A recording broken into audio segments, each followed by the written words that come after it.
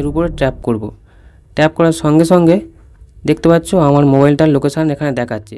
নমস্কার বন্ধুরা, আজকের ভিডিওটা খুবই গুরুত্বপূর্ণ হতে চলেছে, কারণ আজকের ভিডিওতে আমি আলোচনা করব কিভাবে গুগল ফাইন্ড হাবের মাধ্যমে একটা ফোনের লোকেশান আরেকটা ফোন থেকে ট্র্যাক করা যায়। তো ভিডিওটা শুরুর আগে একটা অনুরোধ করব যে ভিডিওটাতে একটা লাইক করে দেবে, চ্যানেলটাকে সাবস্ক্রাইব করে নেবে ভবিষ্যতে এরকম ভিডিও পাওয়ার জন্য, আর ভিডিওটা তোমার বন্ধুদের মধ্যে শেয়ার করে দেবে। যে কোনো মোবাইলে লোকেশান ট্র্যাক করতে হলে কিছু বিষয় মাথায় রাখতে হবে, তবেই তুমি লোকেশান ট্র্যাক করতে পারবে। প্রথমত, যে মোবাইলটাকে তুমি ট্র্যাক করতে চাইছো সেই মোবাইলটাতে গুগল ফাইন্ড হাব অপশানটা অন থাকতে হবে। এবারে গুগল ফাইন্ড হাব অপশানটা কীভাবে অন করতে হয় তার জন্য আমি অলরেডি ভিডিও বানিয়ে রেখেছি, তার লিঙ্ক আমি এই ভিডিওর ডেসক্রিপশানে দিয়ে দেবো, সেখান থেকে দেখে নেবে। আচ্ছা, দ্বিতীয়ত সেই ফোনটাতে লোকেশান অন থাকতে হবে। তৃতীয়ত সেই ফোনটাতে ইন্টারনেট অন থাকতে হবে। চতুর্থ, সেই ফোনটাতে যে জিমেল আইডি লগ ইন আছে সেই জিমেল আইডিটা এবং তার পাসওয়ার্ড তোমাকে জানতে হবে, তবেই তুমি ট্র্যাক করতে পারবে আরেকটা ফোন থেকে। এবারে তুমি তো বলবে যে আমার ফোনটা যদি চুরি হয়ে যায়, চোর কি আমার ফোনে ইন্টারনেট অন রাখবে? সে তো অফ করে দেবে এবং ফোনটাকেও সুইচ অফ করে দেবে। তো সেক্ষেত্রে তিনটে কেস পসিবল হয়।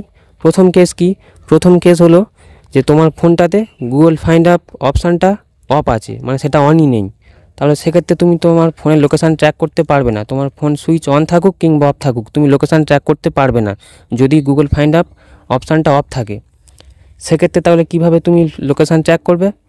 সেখানে IMEI নাম্বারের মাধ্যমে তখন লোকেশান ট্র্যাক করা হয়, এবং এটা তুমি পারবে না, এটা সাইবার সেলের লোকেরা কিংবা টেলিকমিউনিকেশান ডিপার্টমেন্টের লোকেরাই তারা তাদের অ্যাডভান্স সফটওয়্যারের মাধ্যমে করে থাকে।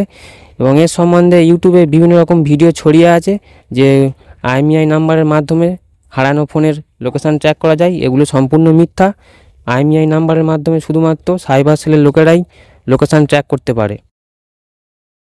আর দ্বিতীয় কেস হলো যেখানে তোমার গুগল ফাইন্ড আপ অপশানটাও অন আছে, লোকেশানও অন আছে, কিন্তু তোমার ফোনের ইন্টারনেটটা অফ, মানে অফ আছে।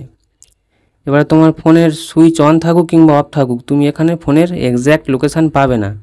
সেখানে তোমার ফোনের যে লাস্ট লোকেশান সেটাই এখানে দেখাবে, মানে তোমার ফোনটা যে পজিশানে ইন্টারনেটটা অফ হয়েছে সেখানকার লোকেশানই দেখাবে। আর তৃতীয় কেস কি না, সেখানে তোমার গুগল ফাইন্ড আপ অপশানটা অন আছে, ইন্টারনেটটাও অন আছে, লোকেশানটাও অন আছে এবং তোমার ফোনের সুইচ অন আছে, এবং তুমি এটাও জানো সেই মোবাইলটাতে কোন জিমেল আইডি লগ ইন করা আছে, তাহলে সহজেই লোকেশান ট্র্যাক করতে পারবে। আর আমি এই ভিডিওর মাধ্যমে ওই তৃতীয় নম্বর কেসটাই আলোচনা করব। খুব মনোযোগ সহকারে দেখবে, তবেই বুঝতে পারবে। সবার প্রথমে গুগল প্লে স্টোর থেকে ফাইন্ড হাব বলে একটি অ্যাপ্লিকেশান আছে, ওটা ডাউনলোড করে নেবে। ডাউনলোড করার পর ওটা ওপেন করবে। ওপেন করার পর এখানে তোমাকে সাইন ইন করতে বলবে। এবারে তুমি কোন গুগল অ্যাকাউন্টটা সাইন ইন করবে?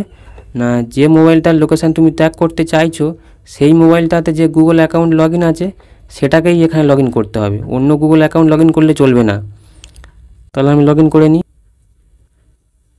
লগ ইন করার পর দেখতে পাচ্ছ যে ওই জিমেল আইডিটাতে আমার দুটো ডিভাইস লগ ইন আছে। এবার আমি এই মোটোরোলা মোটো E40 এই ডিভাইসটার লোকেশান ট্র্যাক করতে চাইছি। আমি জাস্ট এর উপরে ট্যাপ করব। ট্যাপ করার সঙ্গে সঙ্গে দেখতে পাচ্ছ আমার মোবাইলটার লোকেশান এখানে দেখাচ্ছে, তার সঙ্গে মোবাইলটাতে কত % চার্জ আছে, মোবাইলটা কোন নেটওয়ার্কের সঙ্গে কানেক্টেড আছে সেটাও দেখাচ্ছে।